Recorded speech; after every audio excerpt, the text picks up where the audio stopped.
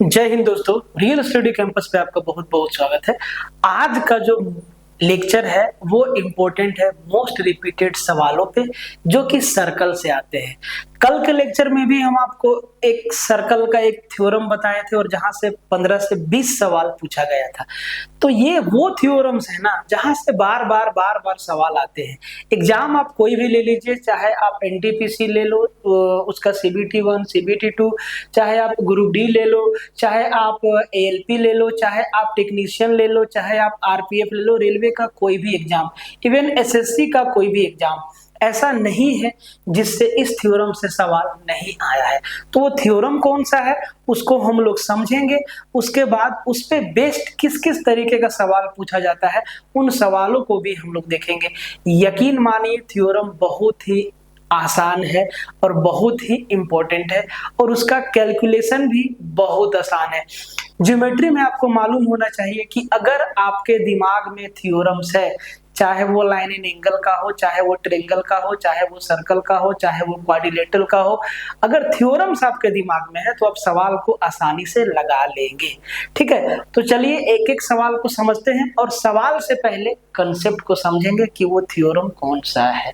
इससे पहले कि हम लोग लेक्चर स्टार्ट करें, आप लोगों से रिक्वेस्ट है कि हम जैसे अपना काम कर रहे हैं बखूबी हर दिन, वैसे आप अपना काम भी करते जाइए। आपको करना क्या है, लेक्चर को शेयर मारना है, वीडियो को लाइक मारना है, कमेंट में अपना राय देना है और आप किस तरीका से पढ़ रहे हैं, क्या आपके जीवन में चल रहा है, कमेंट में जरूर लिखिए। क्या आप एनटीपीसी की तैयारी में किस तरीके से लगे हुए हैं, अगर आप ग्रुप डी के लिए लगे हुए हैं तो भाई साहब कैसे पढ़ रहे हैं, एएलपी में लगे हुए हैं तो कैसे पढ़ रहे हैं, या टेक्नीशियन का जो आने वाली वैकेंसी है उसके लिए क्या तैयारी कर रहे हैं, कितना तैयार है, जरूर कमेंट में लिखिएगा। ठीक है, किसी भी तरीका का परेशानी हो, समस्या हो, कोई शिकायत हो, शिकवा हो, कमेंट बॉक्स में ड्रॉप कर दीजिएगा। ठीक है, आइए समझते हैं एक एक कंसेप्ट को। कंसेप्ट तो एक ही है और बहुत इंपॉर्टेंट है, बहुत प्यारा सा कंसेप्ट है और यहाँ से बहुत आसान आसान सवाल पूछा जाता है। ठीक है, तो वीडियो को शेयर करना आपकी जिम्मेवारी है। तो भाई साहब जो थ्योरम है उसको हम लोग कहते हैं इंटरसेक्टिंग कोड थ्योरम। जीवा प्रतिच्छेद प्रमेय। दो रूप है इस थ्योरम का और दोनों ही रूप का सेम रिजल्ट आपको याद रखना है। सबसे आसान बात है कि दोनों ही रूप के लिए सेम रिजल्ट आपको याद रखना है। थ्योरम क्या है कि जब सर्कल के अंदर दो कोड, दो जीवा आपस में इंटरसेक्ट करती हो, चाहे वो सेंटर पे हो, चाहे वो सेंटर से इधर उधर हो, तो उनका रिजल्ट क्या होता है। और दूसरा इसका टाइप क्या है कि अगर दो जीवा सेंटर से बाहर, सर्कल से बाहर एक दूसरे से इंटरसेक्ट करती हो तो उसका रिजल्ट क्या है। देखिए थ्योरम यहाँ पे लिखा हुआ है, when two codes intersect inside outside, दोनों के लिए सेम रिजल्ट है ना, तो यहाँ पे इनसाइड आउटसाइड लिखा हुआ है, चाहे वो सर्कल के अंदर हो चाहे वो सर्कल के बाहर हो, प्रतिच्छेद करती है तो क्या होता है, एक जीवा के दो खंडों की लंबाइयों का गुणनफल दूसरी जीवा के दो खंडों की लंबाइयों के गुणनफल के बराबर होता है। तो ये सर्कल हमने यहाँ पे ले लिया है बाय डिफॉल्ट। अब देखिए इसके इस सर्कल के अंदर एक जीवा हमने खींचा ए बी, इस जीवा का नाम दिया ए बी, और एक दूसरी जीवा है उसका हमने नाम दिया सी डी। ये दो जीवा है, ये दो कोड है जो ई पॉइंट पे, कहां पे, ई पॉइंट पे एक दूसरे को प्रतिच्छेद कर रही है। इस बिंदु से ई पॉइंट पे एक दूसरे को प्रतिच्छेद कर रही है। पहला केस ये बनता है। दूसरा केस क्या है, तो भाई साहब दूसरा केस ये है कि अगर दो जीवा वृत्त से बाहर एक दूसरे को इंटरसेक्ट करे, वृत्त से बाहर एक दूसरे को प्रतिच्छेद करे, तो भाई ये एक जीवा मेरा ए बी है, ए बी है, ए बी है, ठीक है, एक जीवा मेरा ए बी है और दूसरा जीवा मेरा सी डी है, सी डी है। ठीक है, अब जब हम इनको आगे बढ़ाते हैं ना, जब हम ए बी को आगे बढ़ाते हैं, यहां से आगे बढ़ाते हैं और हम जब सी डी को आगे बढ़ाते हैं तो भाई साहब ई पॉइंट पे ये एक दूसरे को प्रतिच्छेद करती है। एक केस में इंटरसेक्शन सर्कल के अंदर हो रहा है, इनसाइड द सर्कल हो रहा है, इसमें इंटरसेक्शन आउटसाइड द सर्कल हो रहा है, वृत्त के बाहर हो रहा है। भाई साहब दोनों ही केस के लिए सेम रिजल्ट आपको याद रखना है। थ्योरम क्या लिखा हुआ है कि एक जीवा के दो खंडों की लंबाइयों का गुणनफल दूसरी जीवा की दो खंडों की लंबाइयों के गुणनफल के बराबर होता है। देखिए नाम अलग अलग एग्जाम में दे सकता है, जरूरी नहीं है कि हम यहाँ पे ए बी और सी डी नाम दिए हैं तो एग्जाम में भी ए बी और सी डी ही नाम देगा, नाम कुछ भी दे सकता है। तो आपको याद क्या रखना है कि इनके दोनों खंडों के लंबाइयों के का गुणनफल एक ही जीवा का। देखिए एक जीवा का दो खंड हो गया, एक हो गया ए से ई, दूसरा हो गया ई से बी। इस जीवा का भी दो खंड हो गया सी से ई और ई से डी। तो भाई साहब इनके दोनों खंडों की लंबाइयों का गुणनफल जो होता है एक दूसरे के बराबर होता है। क्या कहना चाह रहे हैं सर? हम कहना चाह रहे हैं भाई साहब कि अगर हम इसको लिखें ए ई गुना ई बी तो ये बराबर हो जाएगा सी ई गुना ईडी और ये दोनों ही केस में सेम होता है। इसमें भी ए ई गुना बी ई बराबर सी ई गुना ईडी या डीई। तो दोनों ही केस के लिए आपको सेम रिजल्ट याद रखना है, सबसे अच्छी बात यह है। और इसी रिजल्ट पे ना भाई साहब सवाल पूछा गया है। आप चाहे एसएससी का तैयारी करते हो, चाहे आप रेलवे का तैयारी करते हो, चाहे आप कोई भी स्टेट एग्जाम का तैयारी करते हो, अगर एडवांस मैथ है तो ये केस आपको याद होगा या आपने कहीं ना कहीं पढ़ा होगा। तो वेरी वेरी इंपॉर्टेंट है। अब यहाँ पे आपको समझाते हैं। इसमें आपको चार वेरिएबल दिखाई दे रहा होगा, एक ए है, एक ईबी है, सी है और ईडी है। चार में से तीन का जानकारी दे देगा, चौथा पूछ देगा, चौथा कोई पूछ देगा। अब इसको आपको इस थ्योरम को ना आपको दिमाग में बिठा लेना है। और जैसे ही ये थ्योरम आपके दिमाग में बैठता है ना, अब आपको हम सवाल दिखाते हैं कि किस किस तरीके का सवाल यहाँ से पूछा जाता है। आइए पहला सवाल, और ये सवाल है ग्रुप डी 2018 का सवाल है। ठीक है, ग्रुप डी 2018 ये सवाल ग्रुप डी में आया हुआ है। ठीक है, और बार बार आएगा, फिर से आएगा। अभी आपको ग्रुप डी का एग्जाम दीजिएगा, फिर से आएगा, किसी ना किसी शिफ्ट में दर्शन देगा ये सवाल। ठीक है, ध्यान से देखिए सवाल में क्या लिखा है। निम्नलिखित वृत्त में ए बराबर 4 सेंटीमीटर है, बी बराबर 15 सेंटीमीटर है और सी 2.5 सेंटीमीटर दिया हुआ है, तो डीई का मान क्या होगा? अब आप इस फिगर को ध्यान से देखिए।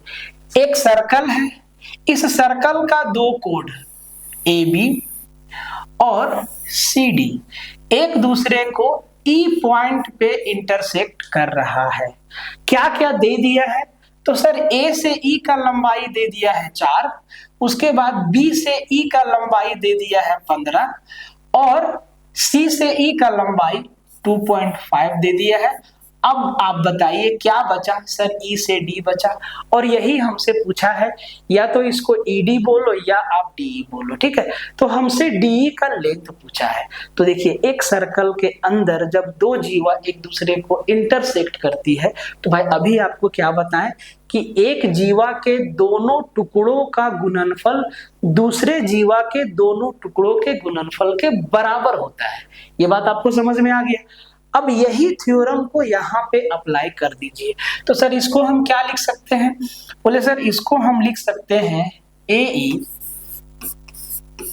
गुना ईबी, एक जीवा का दो टुकड़ा बराबर दूसरा जीवा सीडी का दो टुकड़ा, सीई गुना ईडी या डीई।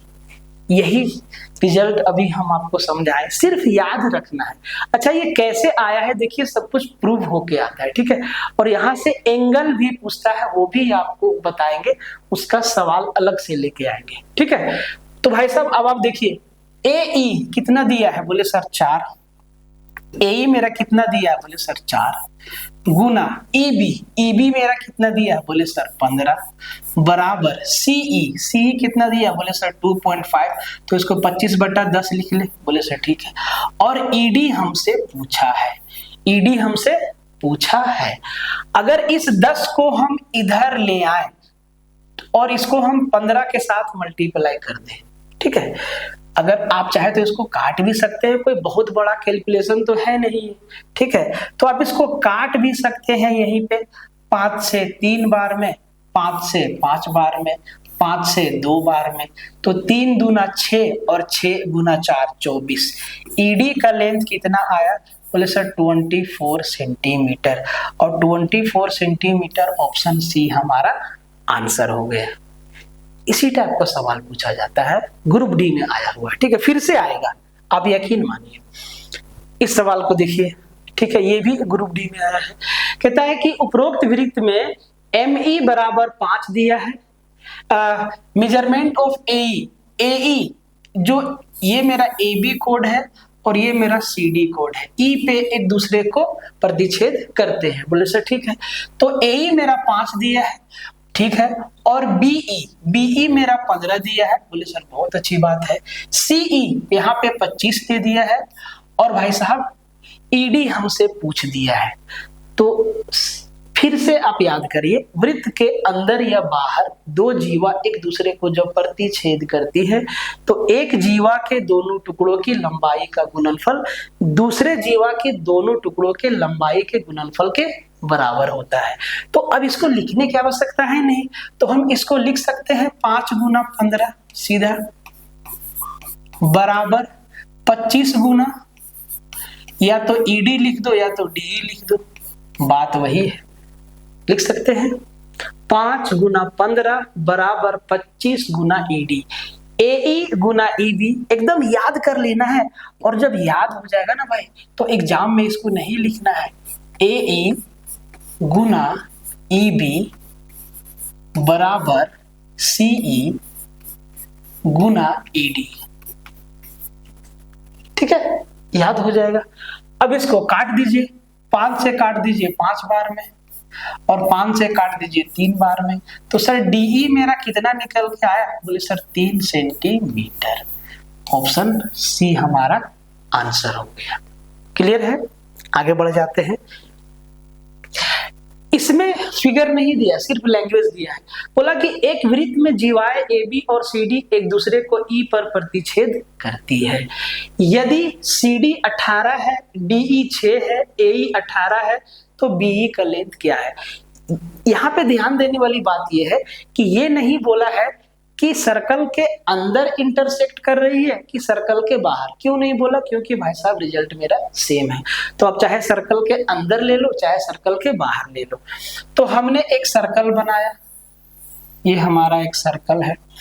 अब दो जीवा AB और CD, तो भाई साहब ये मेरा AB है, ध्यान से देखिए, और इसको हमने बोला ये CD है, ठीक है। ध्यान देने वाली बात यह है कि ये इंटरसेक्शन सर्कल के सेंटर पे भी हो सकता है या इधर उधर भी हो सकता है, कोई फर्क पड़ने वाला नहीं है, ठीक है। और ये ई पॉइंट पे एक दूसरे को इंटरसेक्ट करती है। अब देखिए क्या क्या दिया हुआ है, दिया हुआ है कि CD का लेंथ दे दिया है 18, भाई साहब पूरा जीवा का CD का लेंथ दे दिया है 18, और ध्यान से देखिए DE का लेंथ दे दिया है 18, तो सर 6 दे दिया है। तो अगर DE मेरा 6 है, DE का लेंथ कितना 6 दिया है, और पूरा CD का लेंथ 18 है, तो भाई साहब यहां से यहां का लेंथ कितना 12 बचा ना। अगर CD का लंबाई 18 सेंटीमीटर दिया है और ये बता दिया है कि उसमें से DE जो है वो 6 सेंटीमीटर लंबा है, तो भाई साहब CE मेरा कितना बचा 12 सेंटीमीटर। बोले सर ठीक है। दूसरा चीज AE मेरा 18 है, A से E मेरा 18 दे दिया है। अब ये जो मेरा तीसरा वाला बचा, हट ना भाई, अब जो मेरा तीसरा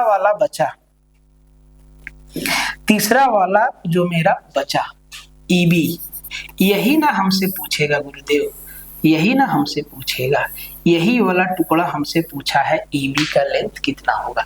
तो फिर से सर्कल के अंदर या बाहर दो जीवा एक दूसरे से जब मिलेंगे, इंटरसेक्ट करेंगे, तो भाई एक जीवा के दोनों टुकड़ों की लंबाई का गुणनफल दूसरे जीवा के दोनों टुकड़ों की लंबाई के गुणनफल के बराबर होगा। ठीक है, तो भाई साहब तो हम इसको लिख सकते हैं 18 गुना EB लिख दे या BE लिख दे, कोई फर्क पड़ने वाला नहीं है। ठीक है, या हम EB लिख दे या BE लिख दे, बराबर 12 गुना 6। बोले सर ठीक है। अब BE का लेंथ कितना हो जाएगा भाई, 6 से निपटा दो 3 बार में और इसको 3 से निपटा दो 4 बार में। BE मेरा कितना आ गया, बोले सर 4 सेंटीमीटर। किधर है, ऑप्शन डी हमारा आंसर हो गया। इंपॉर्टेंट है, याद हो जाएगा। तो देखिए अभी ना इसी तरीके से हम आपको मोस्ट इंपॉर्टेंट जो मोस्ट रिपीटेड होगा ना उस पे हम आपको वीडियो देंगे, बहुत फायदा होगा आपको। ठीक है, आगे बढ़ जाइए। इसमें सिर्फ लैंग्वेज दिया है, कहता है कि एक वृत्त के दो जीवाएं AB और CD वृत्त के अंदर बिंदु O पर प्रतिच्छेद करती है। ठीक है भाई साहब, यह दिया गया है कि AO बराबर 1 सेंटीमीटर है, AB 13 सेंटीमीटर है, CD 8 सेंटीमीटर है। तो CO और OD के बीच बड़े और छोटे भाग के बीच का अनुपात क्या है, रेशियो पूछा है, कोई दिक्कत नहीं। यहाँ पे लिख दिया है कि वृत्त के अंदर, कोई दिक्कत नहीं है, रिजल्ट मेरा वही आएगा। तो हमने एक सर्कल बनाया, ये मेरा सर्कल है। ठीक है, अब दो कोड सर्कल के अंदर, भाई साहब हम किसी भी तरीका से बना सकते हैं दो कोड। ये लो, दो वृत्त AB और CD, AB और CD O पॉइंट पे एक दूसरे को इंटरसेक्ट करती है। ठीक है, अब क्या क्या दिया हुआ है, बोला है कि CD मेरा 8 सेंटीमीटर है, पूरा CD का लेंथ दे दिया है 8 सेंटीमीटर। देखिए, बोले सर ठीक है, पूरा CD का लेंथ दे दिया है 8 सेंटीमीटर। बोले सर ठीक है। A से O का लेंथ है 1 सेंटीमीटर, AO का लेंथ है 1। ठीक है, AO लेंथ है 1। AB मेरा 13 है, पूरा AB का लेंथ है 13 सेंटीमीटर। जीवा AB, कोड AB का लेंथ है 13 और उसमें से एक टुकड़ा AO का लेंथ दे दिया है 1। तो भाई नीचे वाला हिस्सा कितना बचा, बोले सर 12 बचा।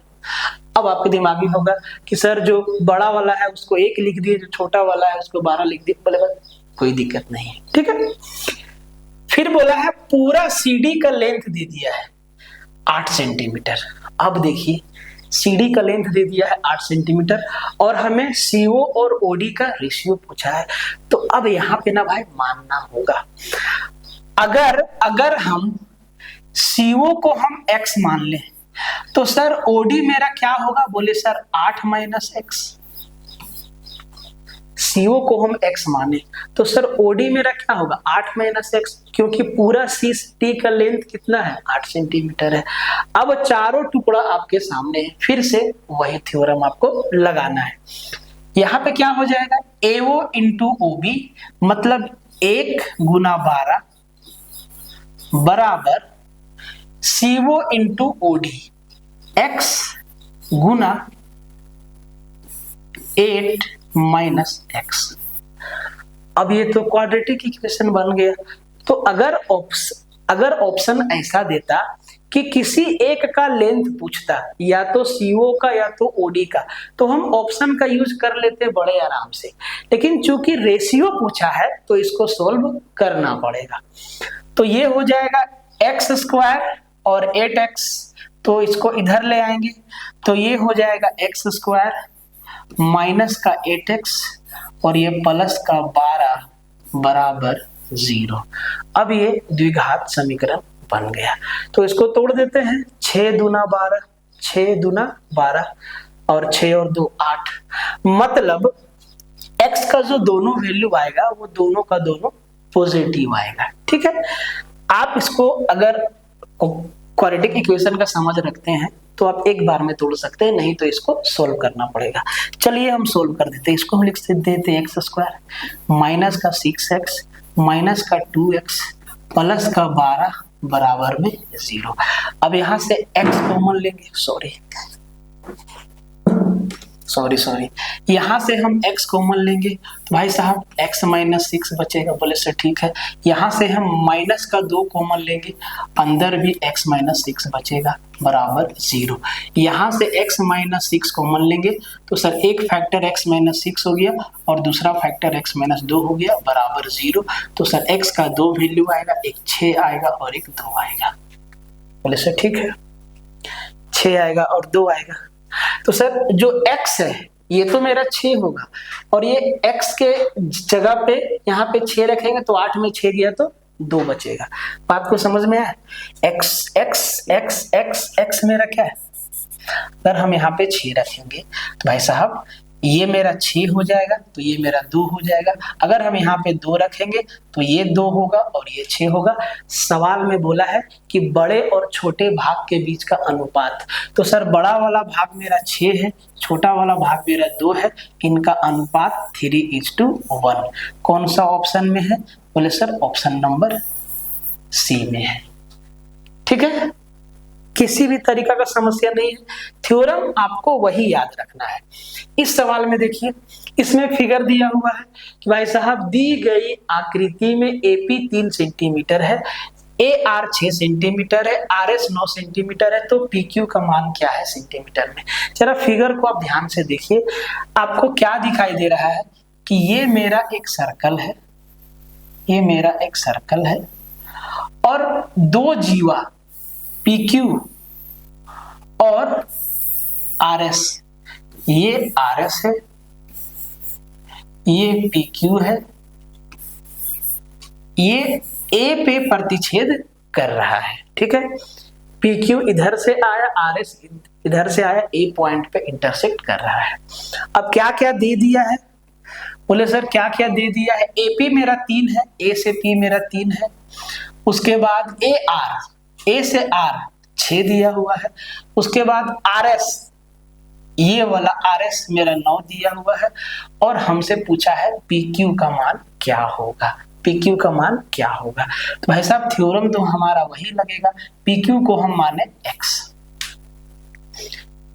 तो दोनों एक जीवा के दोनों टुकड़ों के लंबाई का गुणनफल बराबर दूसरे जीवा के दोनों टुकड़ों के लंबाई के गुणनफल होता है। बोले सर ठीक है। तो सर ये मेरा AQ इंटू AP, तो देखो एक टुकड़ा मेरा A से P जाएगा, AP गुना AQ बराबर, इसको थोड़ा नीचे लिख देते हैं, ठीक है, AP कंफ्यूज नहीं होना है, गुना AQ बराबर AR गुना AS, सेम चीज है। ठीक है, अब सबका वैल्यू आप रख दीजिए। जरा ध्यान से देखिएगा कि जो मेरा AP है वो 3 है, गुना और AQ कितना है? AQ 3 प्लस x है, तो सर ये 3 प्लस x होगा बराबर AR मेरा 9 है, गुना AS कितना होगा? बोले सर 6 और 9 15, यही कैलकुलेशन आएगा। बोले सर ठीक है। पूछा क्या है हमसे? PQ, मतलब x का वैल्यू पूछा है, x का वैल्यू पूछा है, तो इसमें ना ऑप्शन का यूज करना है। इधर मेरा कितना होता है? 15 निम्मा 135। अब x के जगह पे क्या रख दें कि इधर भी 135 मेरा बन जाए, 135 मेरा बन जाए। तो अगर x के जगह पे हम 9 रखते हैं तो 9 और 3 12, 12 3 36 होता है, 135 नहीं बन रहा है। अगर हम x के जगह पे 12 रखते हैं, 12 रखते हैं तो 12 और 3 15, 15 3 45 होता है, ये तो नहीं बनेगा। अगर हम 18 रखते हैं तो 18 और 3 21, 21 3 63। अगर हम 27 रखते हैं तो 27 और 3 30 3 90। कहीं भी मिस्टेक हो गया क्या? AP मेरा 3 है, ठीक है, ए आर मेरा 6 है, ए आर मेरा 6 है, बोले सर ठीक है, और आर से एस मेरा 9 है, ठीक है, तो पूरा ए एस मेरा हो गया 9 और 6 15, और ए आर हो गया मेरा, सॉरी ए से आर मेरा 6 होगा ना, हमें यहाँ 9 लेनी है, यहीं पे मिस्टेक हो गया ना, तो ये 15 छक्के कितना होगा, 90 होगा। यहाँ पे ए आर 6 है ना, हम यहाँ पे 9 ले लिए थे, ठीक है, तो इधर कितना आ रहा है 90, तो भाई साहब इधर भी मेरा 90 आना चाहिए, तो सर x का वैल्यू क्या रख दे, बोले सर 27 रख दीजिए, 27 और 3 30, 30 दिए 90, तो सर x का वैल्यू क्या आया, बोले सर 27 आया। यही हमसे पूछा था कि PQ का लेंथ क्या है, बोले सर 27 सेंटीमीटर है। तो दो टाइप का सवाल पूछा जाता है, ठीक है। एक सवाल हम आपको होमवर्क देते हैं, इसका उत्तर आप बताइएगा, ठीक है। एक सर्कल है, इसका दो जीवा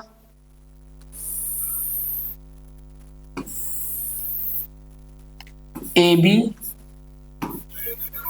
और सी डी एक दूसरे को ओ पे इंटरसेक्ट कर रही है, बोले सर ठीक है, ये आपका होमवर्क है, ये जो सवाल है ये होमवर्क है, इसका उत्तर आपको कमेंट में देना है। अब इसमें क्या क्या गिवन है जरा ध्यान से देखिए, ये मेरा 4.5 है, ये मेरा 2.5 है, ठीक है ना, ये मेरा 7.5 है और ये मेरा x है। तो भाई साहब आपको x का वैल्यू बताना है कि x का वैल्यू कितना आएगा, ये आपके लिए होमवर्क सवाल है, ठीक है। इसका उत्तर कमेंट में जरूर दीजिएगा और लेक्चर को शेयर मार दीजिएगा, वीडियो को लाइक कर दीजिएगा। एकदम मोस्ट इंपॉर्टेंट चीज आपको बताए हैं हम, ठीक है। देखिए कॉर्ड इंटरसेक्टिंग कॉर्ड थ्योरम, दो टाइप से सवाल पूछा जाता है यहाँ पे, ठीक है। एक टाइप है कि दोनों जीवा सर्कल के अंदर एक दूसरे को इंटरसेक्ट कर रही है, और दूसरा टाइप है कि दोनों जीवा सर्कल से बाहर एक दूसरे से मिल रही है। तो दोनों ही केस के लिए सेम रिजल्ट याद रखना है। नाम कुछ भी आपका एग्जाम में मिल सकता है, क्वेश्चन में कुछ भी पॉइंट का नाम दे सकता है। आपको याद रखना है कि एक जीवा के दो खंडों की लंबाइयों का गुणनफल दूसरे जीवा के दो खंडों की लंबाइयों के गुणनफल के बराबर होता है। और इस पे बेस्ड जितना भी आपको सवाल बताए हैं, ये सवाल देखिए आपके NTPC, CBT1, CBT2, RPF मतलब रेलवे का जितना भी एग्जाम होता है, तो भाई साहब हर एक सवाल में आपसे पूछा जाता है, और इस होमवर्क का आंसर आप कमेंट में जरूर से दीजिएगा। ये हम जानना चाहते हैं कि आप कितने सीरियस हैं, ठीक है। मिलते हैं नेक्स्ट लेक्चर में, तब तक के लिए जय हिंद।